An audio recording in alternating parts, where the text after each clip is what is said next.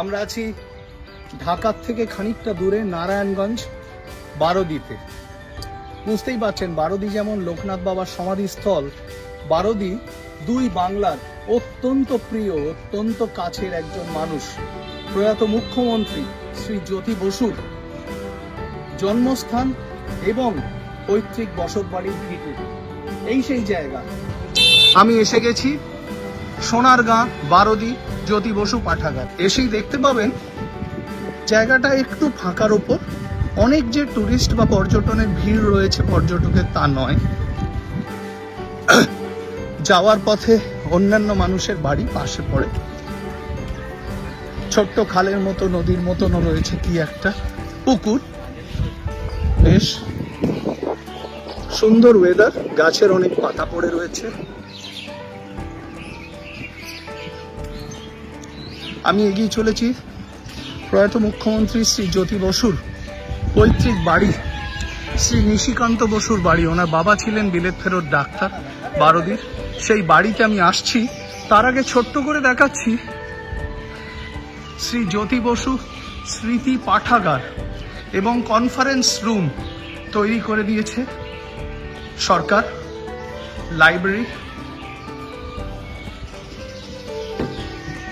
ভেতরে বই রয়েছে, কিছু ছাত্র পড়াশোনা করে। ওইখানে জ্যোতিবাবুর মূর্তি, মিউরাল। শেখ হাসিনা, বাংলাদেশের মাননীয় প্রধানমন্ত্রী, তিনি নিজে উদ্বোধন করেছিলেন। কিছু কৌতূহলী মানুষ তারা দেখছেন এই ভিডিওটা তৈরি হওয়ার সবকিছু। এই বারোদি পর্যটন কেন্দ্র বাংলাদেশ কর্পোরেশন বানিয়েছে। ছাত্ররা দেখতে এসছে। এই সেই ভিটে বাড়ি, এই প্রয়াত মুখ্যমন্ত্রী শ্রী জ্যোতি বসুর পৈতৃক ভিটে বাড়ি। বাইরে রক, ভেতরে এখন যিনি কেয়ারটেকারের বংশধররা তারা আছেন। তিনতলাটা অনেকটা চিলেকোঠার মতো, সেখানে ওপরেও ওঠা যায়। ভিতরে এই পরিবাররা বাস করেন। ছোট্ট করে ঘুরিয়ে দেখাচ্ছি, পারলে ওপরেও যাব, কারণ আমি জানি দুই বাংলায় বহু বহু মানুষের ইন্টারেস্ট এই বাড়িটাকে ঘিরে। তারা আর হিন্দুস্থান রোডের বাড়িটি দেখতে পান না, সেটি বদলে গেছে।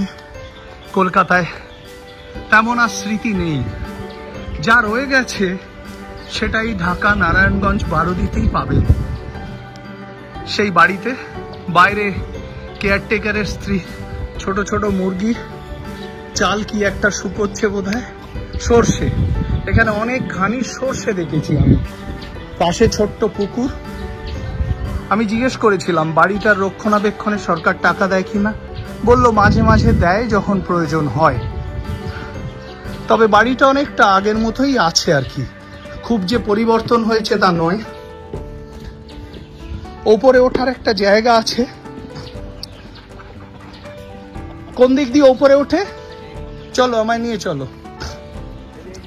এইখানে লেখা শ্রীমতী হেমলতা বসু, ডক্টর NK বসু অর্থাৎ নিশিকান্ত বসু, ওনার পূজনীয় পিতার নাম। কোন দিক দিয়ে ওঠে মা? চলো, নিয়ে চলো আমায়। আমরা এখন বাড়িটার ওপরে যাচ্ছি। আপনারা যারা দেখতে পেলেন না, যাতে পুরো বাড়িটা আপনাদের ঘোরা হয়ে যায়। আমি জানি অজস্র মানুষ এই ভিডিওটির জন্য আমায় ধন্যবাদ দেবেন বা আশীর্বাদ দেবেন। একটা পারিবারিক কারণেও তাৎপর্য আছে, কারণ আমার বাবা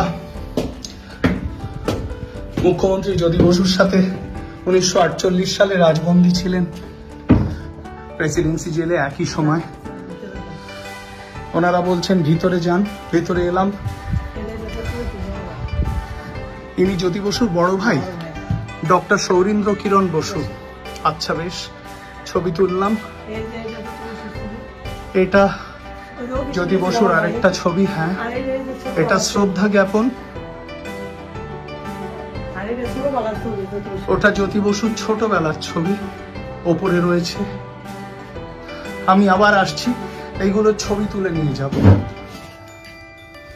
কারণ এখন আমি ভিডিও করছি তো ফটো নিতে পারছি না। দাঁড়ান, ঘরটা খোলা রাখুন না, আমি আবার আসছি। এবার আমরা যাচ্ছি ছাদে, তাই তো? আসেন। 3 তলা উঠে এসছি। একটু ফাটল রয়েছে, বাড়িটা রক্ষণাবেক্ষণের প্রয়োজন আছে বই কি। এই ফাটা ছাদ একটু সেলাই করা হয়েছে সিমেন্ট দিয়ে। এই হলো 3 তলার ওপরে শ্রী জ্যোতি বসুর পৈতৃক বাড়ির থেকে ছবি। পাশে ছোট্ট পুকুর, এখানে জলের ট্যাঙ্ক বসানো হয়েছে। আর ওপরটার একটু রক্ষণাবেক্ষণ দরকার, কারণ ছাদটা ভেঙে গেছে। আমি জানি আমার এই ভিডিওটি প্রচুর মানুষকে এখানে আসতে বলবে, প্রচুর মানুষের দৃষ্টি আকর্ষণ করবে, কারণ যার বাড়ির তার নাম আর কেউ নয়, শ্রী জ্যোতি বসু।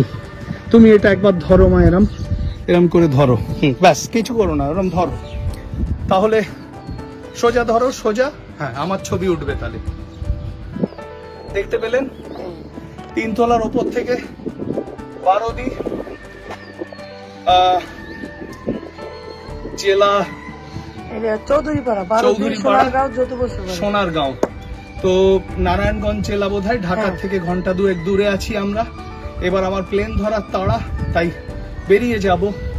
তার আগে মুখ্যমন্ত্রী, প্রয়াত মুখ্যমন্ত্রী শ্রী জ্যোতি বসুর বাড়ির থেকে আপনাদের সবাইকে প্রণাম। ডক্টর পার্থসারথী মুখার্জি, এখানে আসুন, ভালো থাকুন, বাঙালি থাকুন।